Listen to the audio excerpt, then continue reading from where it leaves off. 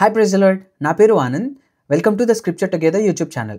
ఈరోజు మనము అపోస్తలుల కార్యములు 5వ అధ్యాయాన్ని కలిసి చదువుకుందాము. మీ దగ్గర బైబిల్స్ ఉన్నట్లయితే దయచేసి వాటిని తెరిచి చదవండి.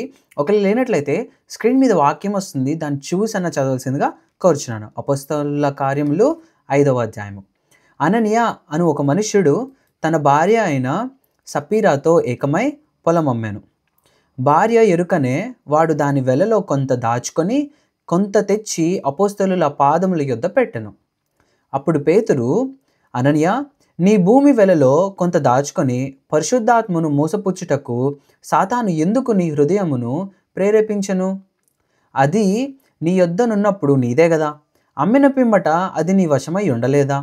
ఎందుకు ఈ సంగతి నీ హృదయంలో ఉద్దేశించుకున్నావు?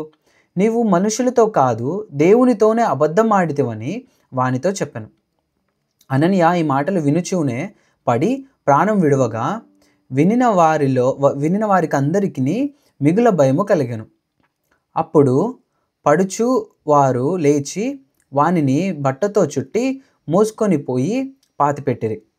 ఇంచుమించు 3 గంటల సేపటికి వాని భార్య జరిగినది ఎరుగక లోపలికి వచ్చెను. అప్పుడు పేతురు, మీరు ఆ భూమిని ఇంతకే అమ్మితిరా? నాతో చెప్పుమని ఆమెను అడిగాను. అందుకు ఆమె, అవును, ఇంతకే అని చెప్పాను. అందుకు పేతురు, ప్రభు యొక్క ఆత్మను శోధించుటకు మీరెందుకు ఏకీభవించితిరి? ఇదిగో, నీ పెనిమిటిని పాతిపెట్టిన వారి పాదములు వాకిటనే ఉన్నవి, వారు నిన్నును మోసుకొని పోవుదురని ఆమెతో చెప్పెను. వెంటనే ఆమె అతని పాదముల యొద్ద పడి ప్రాణం విడిచెను. ఆ పడుచువారు లోపలికి వచ్చి ఆమె చనిపోయినది చూచి ఆమెను మోసుకొని పోయి ఆమె పెనిమిటి యొద్ద పాతిపెట్టిరి. సంఘమంతటికిని ఈ సంగతులు వినిన వారికి అందరికీ మిగుల భయం కలిగెను. ప్రజల మధ్య అనేకమైన సూచక క్రియలను మహత్కార్యములను అపోస్తలుల చేత చేయబడుచుండెను. మరియు వారందరూ ఏకమనస్కులై సొలొమోను మంటపములో ఉండిరి. కడమ వారిలో ఎవడునూ వారితో కలిసి కొనుటకు తెగింపలేదు గాని ప్రజలు వారిని గనపరచుచుండిరి. పురుషులను స్త్రీలను అనేకులు మరి ఎక్కువగా విశ్వాసులై ప్రభువు పక్షమున చేర్చబడిరి. అందుచేత పేతురు వచ్చుచుండగా జనులు రోగులను వీధులలోనికి తెచ్చి వారిలో ఎవని మీదనైనను అతని నీడే అయినను పడవలెనని మంచముల మీదను పరుపుల మీదను వారిని ఉంచిరి. మరియు యెరూషలేము చుట్టూ నుండు పట్టణముల జనులు రోగులను అపవిత్రాత్మల చేత పీడింపబడిన వారిని మోసుకొని కూడివచ్చిరి. వారందరూ స్వస్థత పొందిరి. ప్రధాన యాజకుడును అతనితో కూడా ఉన్న వారందరూ అనగా సద్దూకయ్యుల తెగవారు లేచి మత్సరముతో నిండుకొని అపోస్తలులను బలాత్కారంగా పట్టుకొని పట్టణపు చెరసాలలో ఉంచిరి.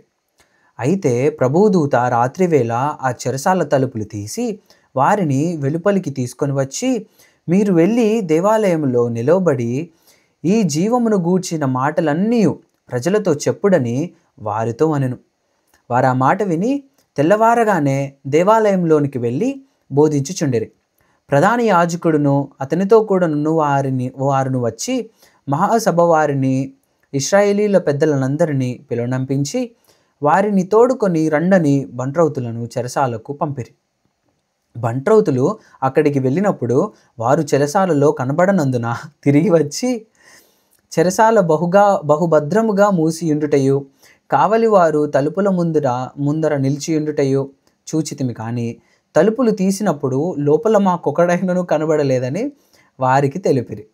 అంతటా దేవాలయపు అధిపతియు ప్రధాన యాజకులను ఆ మాటలు విని ఇది ఏమవునో అని వారి విషయమై ఎటు తోచక ఉండిరి.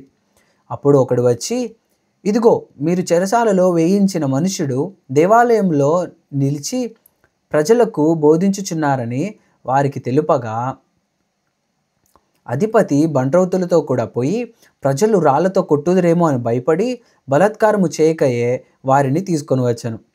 వారిని తీసుకొని వచ్చి సభలో నిలవబెట్టగా ప్రధాన యాజకుడు వారిని చూచి, మీరు ఈ నామమును బట్టి బోధింపకూడదని మేము మీకు ఖండితంగా ఆజ్ఞాపింపలేదా?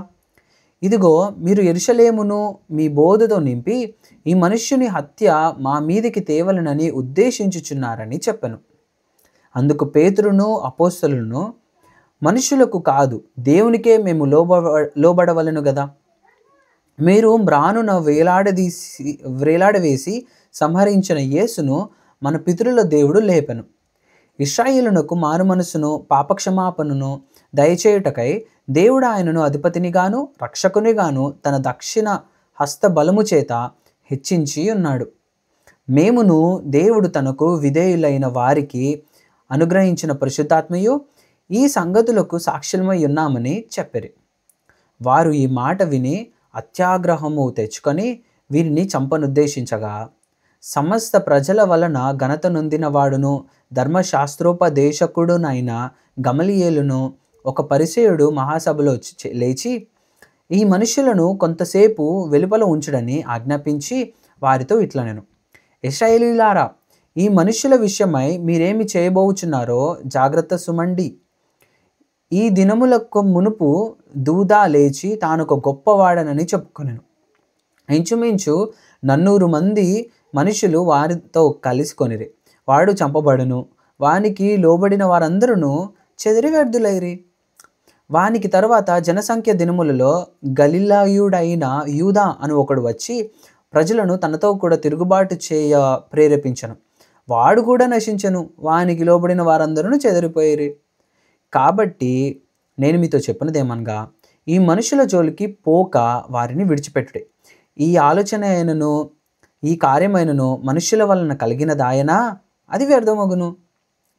దేవుని వలన కలిగినదాయనా, మీరు వారిని వ్యర్థపరచలేరు. మీరు ఒకవేళ దేవునితో పోరాడు వారవుదురేమో సుమి. వారు అతని మాటకు సమ్మతించి అపోస్తలులను పిలిపించి కొట్టించి యేసు నామమును బట్టి బోధింపకూడదని ఆజ్ఞాపించి వారిని విడుదల చేసిరి. ఆ నామము కొరకు అవమానము పొందుటకు పాత్రులను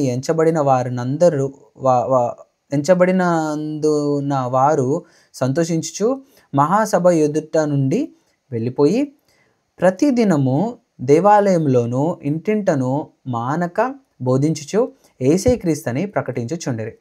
దేవుడిచ్చిన వాక్యము దీవించును గాక. మనం కూడా వీరి వలె దేవుని కోసము ఎంత హింసకైనా మనము తట్టుకొని మనము దేవునికి సాక్షులై ఉండవలసిందిగా మిమ్మల్ని కోరుచున్నాను. ఆ విధంగా దేవుడు మనకి బలమిచ్చేలాగా ప్రార్థన చేసి దేవుని వేడుకోవాల్సిందిగా కూడా కోరుచున్నాను. ఆమేన్.